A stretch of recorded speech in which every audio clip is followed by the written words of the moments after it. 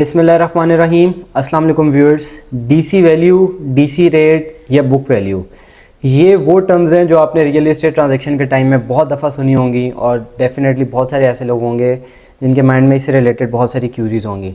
तो आज की वीडियो हमारी इसी के मुतालिक है। इस बारे में फ़र्दर प्रोसीड करने से पहले मैं आप लोगों को इसके ऑन कॉन्ट्रेरी एक टर्म बताता चलूँ, बिकॉज़ इन दोनों का कंपैरिजन होगा तो चीज़ अंडरस्टैंड करना ज़्यादा ईजी होगा। तो इसके ऑन कॉन्ट्रेरी जो टर्म है वो है करंट मार्केट। एक तरफ करंट मार्केट होती है और दूसरी तरफ होती है डीसी वैल्यू या डीसी रेट। अब ये डीसी वैल्यू, डीसी रेट क्यों इंप्लीमेंट किया जाता है और किसकी जानिब से इंप्लीमेंट किया जाता है और डिफ़ाइन कौन करता है इसको? तो ये गवर्नमेंट एंड से डिफ़ाइन होता है। हर सोसाइटी के लिए डिफरेंट होता है, डेवलप नॉन डेवलप प्लॉट के लिए डिफरेंट होता है। गवर्नमेंट इसको अपनी कैलकुलेशंस के मुताबिक डिफ़ाइन करती है। लेट्स से आज की डेट में हम क्योंकि गुलबर्ग ग्रीन्स के अंदर हैं तो गुलबर्ग रेजिडेंशियल के हिसाब से हम आपको यहाँ की डीसी वैल्यूज़ के बारे में कुछ थोड़ा बहुत बताएंगे। तो डीसी वैल्यू किसी भी प्रॉपर्टी की एक सर्टेन डिफाइंड वैल्यू होती है, टैक्सेस की मद में आपको कंपनसेट करने के लिए डिफ़ाइन की जाती है।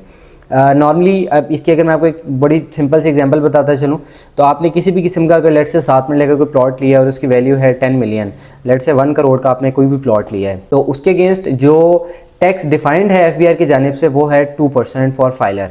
तो आपने 1 करोड़ का प्लॉट लेके उसकी अगर आपने टैक्स पे करना है तो that would be around 2 lakhs। And if you are non filer तो आपने फिर उस हिसाब से पे करना है। अगर आप परचेज़र हैं तो आपने उसका 7% पे करना है, यानी कि 7 लाख रुपया अगेंस्ट 1 करोड़।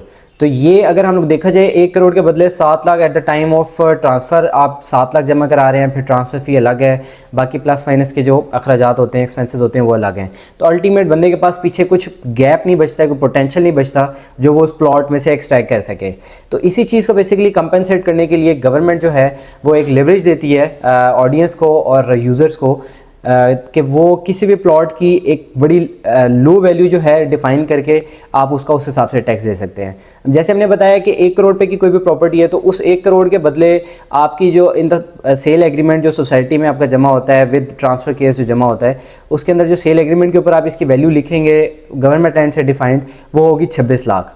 तो 26 लाख रुपए के हिसाब से बेसिकली आपकी जो डील है गवर्नमेंट एंड पे वो कंसिडर की जाएगी और इसी के ऊपर आपका टैक्स जो है वो कंसिडर किया जाएगा।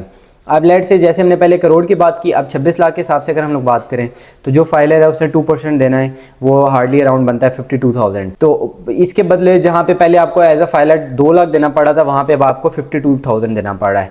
तो अब 52,000 से मुराद ये है कि आपके पास अभी उस प्लॉट में से जो रिटर्न निकालने का एक पोटेंशियल और एक गैप आपको मिल जाता है। गवर्नमेंट ये चीज़ें क्यों करती है? बिकॉज गवर्नमेंट भी चाहती है कि मार्केट में जो ट्रांजैक्शंस हैं रियल एस्टेट की ज़्यादा से ज़्यादा हों। अल्टीमेट उनके पास जितना ज़्यादा वॉल्यूम होगा ट्रांजैक्शंस का, अल्टीमेट वो उसी पॉइंट पर खड़े होंगे जितना वो 1-2 ट्रांसफ़र्स हाई वैल्यू लगा के जितना वो कमा सकते हैं।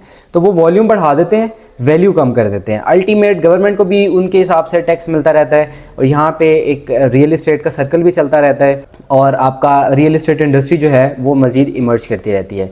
तो this is the only reason if you are selling any of the property, आप कोई भी प्रॉपर्टी ख़रीद रहे हैं तो उसकी जो करंट मार्केट वैल्यू होगी उसका एक एग्रीमेंट होगा, वो अलग से होगा। और जो आप लोग सोसाइटी के अंदर जमा करवाते हैं वो वाला जो सेल एग्रीमेंट होता है उसके ऊपर बेसिकली डीसी वैल्यू लिखी जाती है। तो ये this was the shortest difference between both of these terms. तो this is it from universal enterprises. Now we are signing out. Thank you so much for watching our video. जज़ाकल्लाह।